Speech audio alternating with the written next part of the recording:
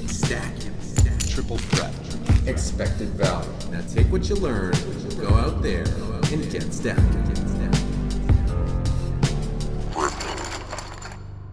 Ladies and gentlemen, welcome to the final table. How'd I do? Evan here for Grips.com. As I said, welcome to the final table. This is part 4 of my review of Hugo's victory in the 215 6 Max Bovada Black Diamond Poker Open. Yeah, it's really hard to get that one down. Anyway, in this series, we're watching our man win like 12 Gs, 15 Gs, and there's been a lot of good information, a lot of good stuff said, and a lot of good hands played in the first 3 parts. So please go back and check those out, and when you're done with that, come back here. We got heaps of fun to have. We're going to take things slow and work our way through this final table. So we come into the final table, well, we just won a decent sized pot. We came in and like tied with everyone for 3rd place. 3 through 6 all kind of had the same stack, and then there are the 2 guys who were a little bit ahead, but we won a nice pot. Here with 7s, it's interesting, like it's a pretty strong hand. Facing someone with like a 24 big blind stack though, it's kind of just a shitty spot to be flatting. I don't think he's going to be opening that wide on that stack, and hands like 7s and all those pairs don't really flop equity very often. They either flop all the equity or none of the equity, and that makes them hands that you can't continue with too often, and you want to be playing hands that allow you to continue and play a lot of streets and make it to turns and rivers. Here we got someone who's probably going to be applying pressure on the shorter stack, so I think flatting is our go-to play. Getting it in, trying to get it in like we probably have him beat, and we can chip up near 30%, which is pretty cool. The problem is at this point on the final table, pay jumps are going to be really significant. There's a lot of money to be made by moving up. So to 4-bet it in here and happen to be coolered is a pretty big disaster when we knew we could make, thousands of dollars, and more importantly, 5s, 10s, 20s of buy-ins by just sticking around and avoiding that big confrontation. Really important stuff to factor in. Let me see. Wow, this guy 3-bet folds 10s, and we won't know what the big blind had. He's 3-bet folding for the same reasons I just mentioned, but it seems crazy with a hand that good, right?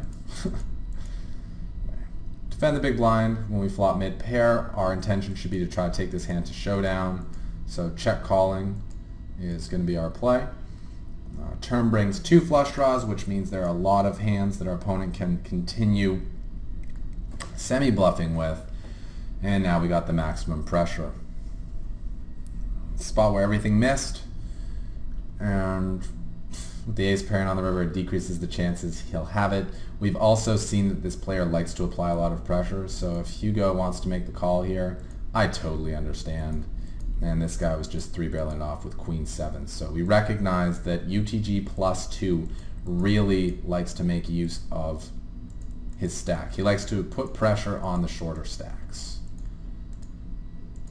At least post-flop he does. So I like the flat of the open here. I don't think I'd flat the 3-bet, and I'm really glad Hugo didn't.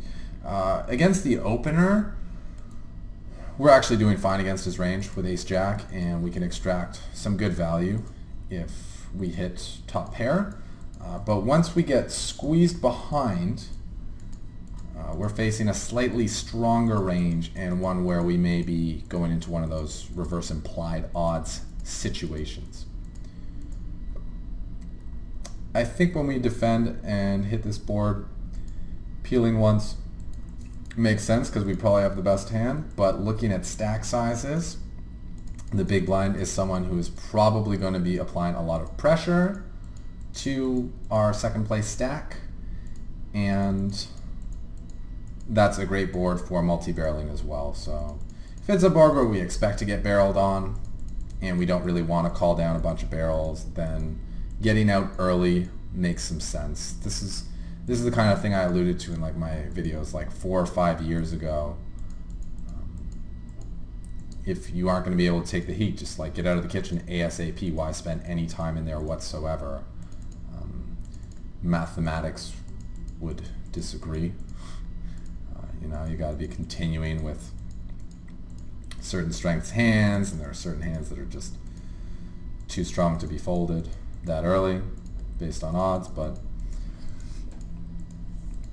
that's street by street. And he goes thinking about his stack here, his position in the field, and this guy just max pressure, which is the correct strategy. So here with sevens. This player is much looser than the other player was, but this is most often what's going to happen when you flat with a medium pocket pair, is that the board is just going to come out in a non-perfect way for you, and you're going to have to fold to multiple barrels. Especially when you're facing an aggressive player, he's going to keep applying pressure, he's going to keep bombing away, and your pocket pair just doesn't flop enough equity very often. Alright, jacks, 22 bigs, yeah, we're calling. We're never folding. And he got it in with a smaller pair. That's probably about the worst pair we're going to see, but we do not fold jacks. And here for 13 blinds, it's kind of close. Actually, maybe it's not that close. I think if this guy shoved the button, it's an easy call. If he shoved the cutoff, it's close. But shoving 13 blinds, hijack, I don't think we really need to call off with king-queen suited. It's a hand that does well in all-ins, but we have first place stack right now. Why just flip with it? There's no need for that. If, however, the button shoved, he's going to have way more just like two face card hands that we're dominating. Hands that the hijack player probably isn't shoving for 13 blinds. Let's keep in mind this is a final table too, so people are going to be shoving a little tighter than they probably would be earlier on in the tournament.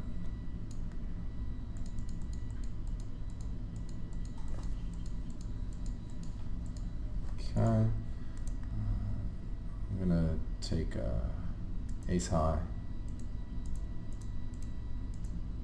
Yeah, good read me. What do you guys think of the check back and bet with the ace-10? Do you prefer to just bet the flop with it, or do you prefer to check it down all the way to the river? All right, we got an open with ace-jack. He's definitely calling a reshove of 12 big blinds. Gets it in good and gets unlucky on the end. Totally, quote-unquote standard by both players in that situation. This guy 3-bet. Oh, that's great. Okay, so see, everyone's kind of willing to get in there, and we see UTG +1 trying to steal with a 12 big blind stack with 10-4 off. Probably did that because the other short stack was in the big blind. We see he's going to be left pretty crippled now, not having been able to get that through. But he's getting away with this min 3-bet, where he's definitely pot committed, definitely calling off, but it looks stronger than just shoving. See, with his weak hands like King 9, he just shoves. With the stronger hands, he might have min raised. Anyway, boom. Chip leader, 5-handed. One step closer to glory, one step closer to greatness. One step closer to that HH review from Mr. Gript himself. And I like the 3-bet.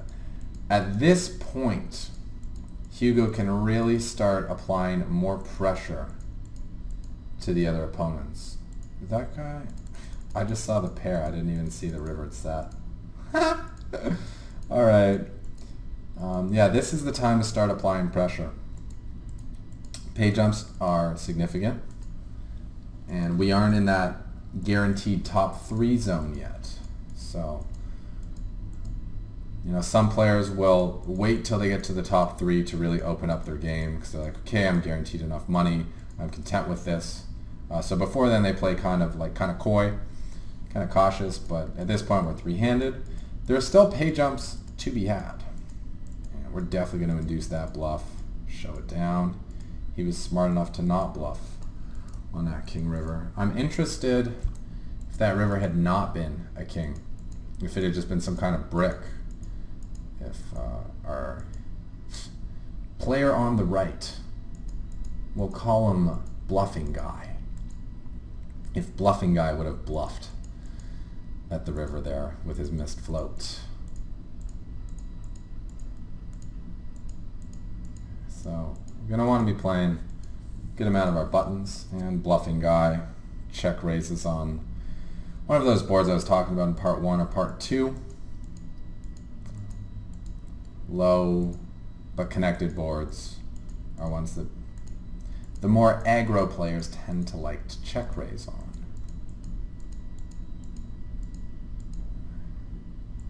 We were playing the showdown game. Haven't improved to 2 pair. We're playing the value betting game. Get looked up. A little bit light, but not too light by Bluffing Guy.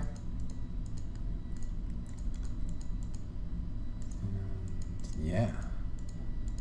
So much fun being this deep in the tournament. This guy's definitely 3-betting a lot, and it's like so tempting. We want to just 4-ball him right back, but he has us out-chipped, and there's another short stack in the mix. So because of that huge pay jump, he's kind of able, it's right for him to apply pressure to us, and there's not too much we can do. Like, even with the ace-queen suit there, I love the flat, because we just don't want to play a massive pot against the guy who can bust us when Bluffing Guy has less than 20 big blinds.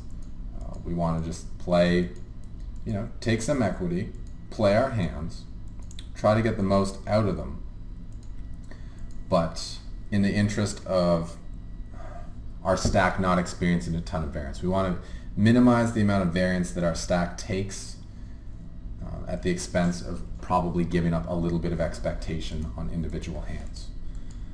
So keeping pots small. Maybe, I think Hugo could probably be floating a little bit more. I haven't seen small blind go anywhere near as ham as I've seen Bluffing Guy go. So I think with in these spots where we flop, you know, mediocre, we can definitely take a card off. But when we flop, much better than mediocre. Mediocre. We're going to want to play a big pot. So I think you could go either way. If we check call, there's going to be 100K. Might as well. It's a good board for him to keep betting on. Scare cards are going to roll off. And I think at this point, it's time to build the pot. Although, we call there will be 180, and then we can check shove the river. If we check raise, it looks super strong, and we can look like a middling pair, or like 1 diamond hand that he can bluff off by the river. I just see we folded to so many of his c-bets, so I don't expect him to expect us to be peeling like too light. So I would have liked to see us try to build that pot a bit more. Small lead on the river is also an option. Probably wouldn't have gotten any more value out of him. Maybe if we check raise the flop. It's pretty interesting. It's so rare that we flop monster hands, especially in a 3-handed situation, that we want to try to get the max from them. And I feel like there was some line that could have netted us a bit more value in that spot.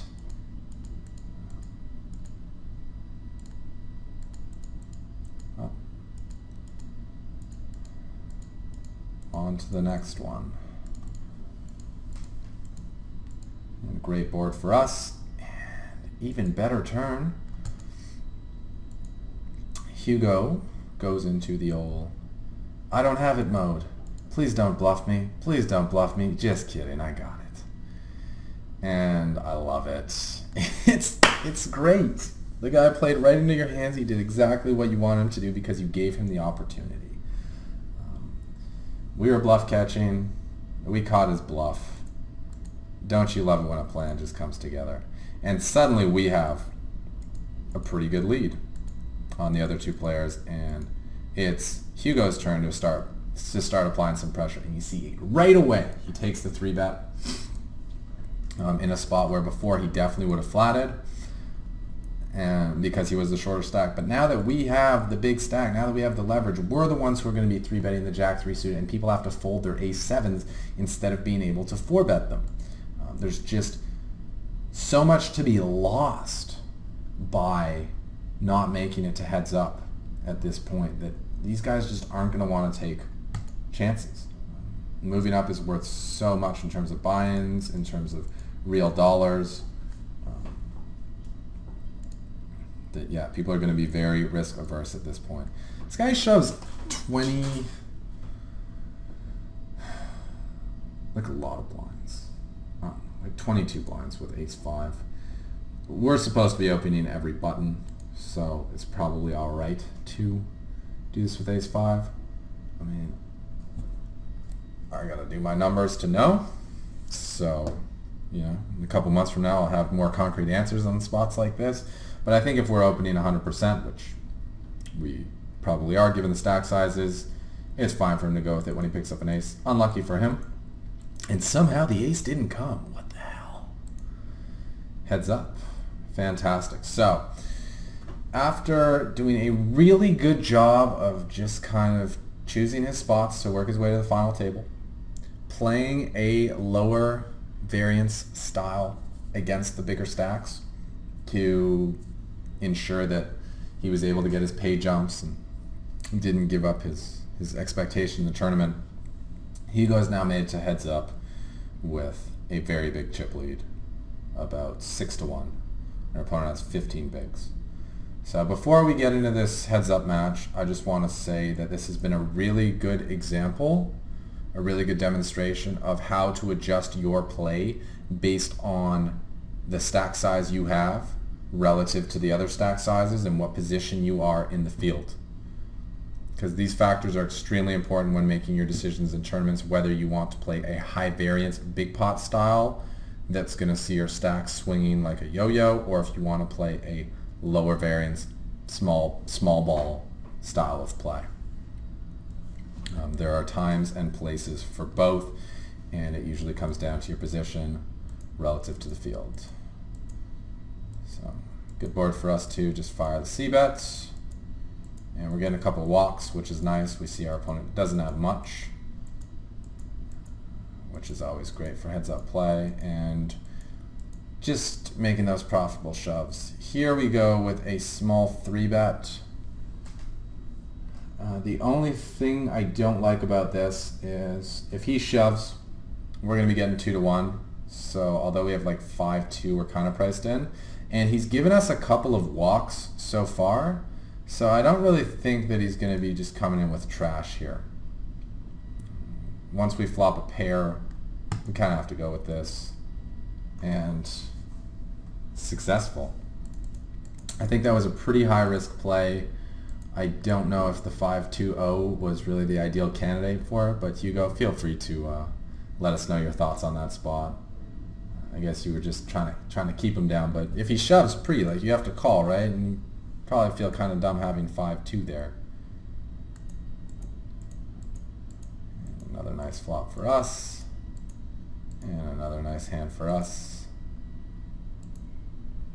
Decent flop, not quite decent enough, and bluffing guy doubles back up to what he started with, about 13 bigs. And we're right back to raising. And you see we're actually getting him to fold better hands than us, but given that we have position, we can play a lot more hands than he can. Hugo opts to reach up with a hand that, runs pretty well in all-in situations. King 10, 7-9, 60-40. Let's go. Pair on the flop, brick on the turn, and a brick on the river, giving us a double gut shot to go with our middle pair. Most importantly, it gave us the best hand, and that's 1.685 million getting shipped to our hero, our winner, our victor, Mr. Hugo, the 6 Max Pro from Bovada.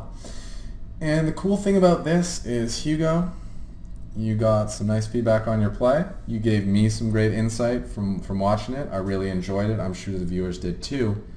But most importantly, you're still a mystery man. You're still anonymous. People sit down at your table in the tournament and be like, "Oh, Hugo, you're the best. I saw you." You're still just under the radar doing your thing. It's pretty cool.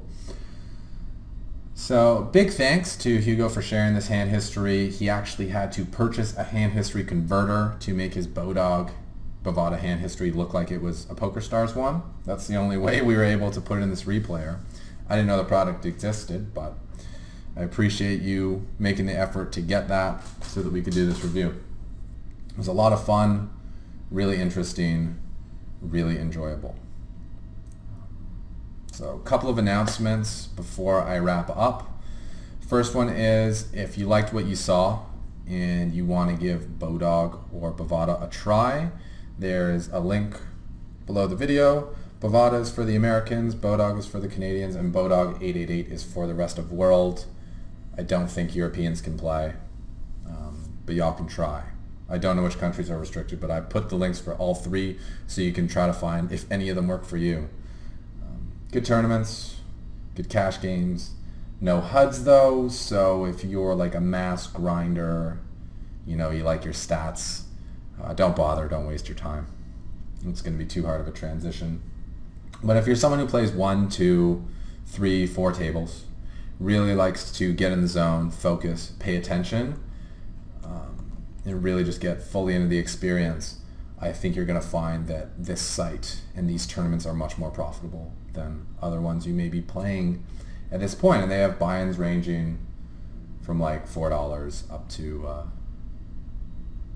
$60 or $100 every day. And on the weekends, they got some big stuff too. So check it out. Hopefully we'll be running some free rolls there or some tournaments there in the future. And speaking of tournaments, from now on, every Friday is Free Money Friday, and if you live in a country where PokerStars is available, you can come play with us. It's Friday. Action starts off at 1700 Grand Munich time.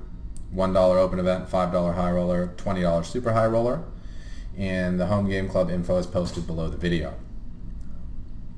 I put a bounty on myself in the open event, and if you're wearing a Gripst avatar, then you will get double the bounty if you're the one who busts me. If you need a Gripst avatar, facebook.com/Gripst, you can get the link there. It's like says rep your team or something, and there's a link to like 10 different picks you can use for your avatar. And after those events, we also host a CAM tournament on 888, and I'm working on getting us more tournaments because you know what, they're a lot of fun. Free Money Friday is really fun, and I run a stream at twitch.tv/Gripst for the whole thing, so you guys can see me play, ask me questions, make jokes, hang out, sweat the final table action, get some free shit. It's a good time, so really encourage you to come join us on Free Money Friday if you can make it, and if you can't, well, there's always next week. I hope you enjoyed the series. I hope you learned a thing or two, will be able to apply it to your game and increase your win rate. Please leave your questions and comments below. Don't forget to like and subscribe. And when you're done with that, you know what to do. Take what you learned, go out there, and get stacking. This has been Evan for Grips.com, saying peace. Yeah, we get it stacking. Grips.com, tell you how to get it stacking. The flops I be smashing, the pots I be blasting. Grips.com, tell you how to get it stacking. When the main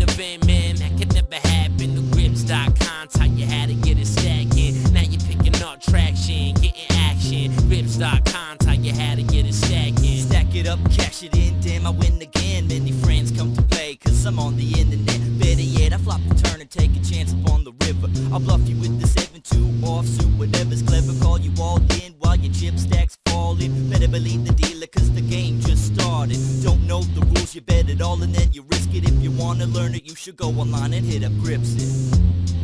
Yeah, we get it stacking. Grips.com, tell you how to get it stacking. The flops I be smashing, the pots I be blasting. Grips.com, tell you how to get it stacking. When the main event, man, that could never happen. The Grips.com, tell you how to get it stacking. Now you're picking up traction, getting action. Grips.com, tell you how to get it stacking. Ever since a young cat, want a pocket stack with cash in the fast stack, crammed in the clam clip. Gotta get the action, gotta get it stacking. Dollars on the noggin, want a lot of transactions. Started as a little retarded, now with the knowledge, playing cards, flopping, bombarded, cause it was harder than I thought. Then I got on Grips.com, asking and got what I needed to be to me get it stacking.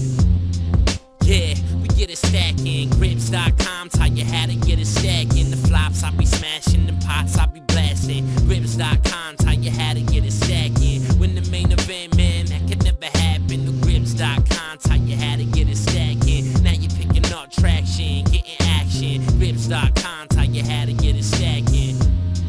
Yeah, we get it stacking. Grips.com, tell you how to get it stacking. The flops I be smashing, the pots I be blasting. Grips.com, tell you how to get it stacking. When the main event, man, that could never happen. The Grips.com, tell you how to get stacking. Now you're picking up traction, getting action. Grips.com, tell you how to get it stacking. Yeah, we get it stacking. Grips.com, tell you how to get it stacking. The flops I be smashing, the pots I be blasting. Grips.com.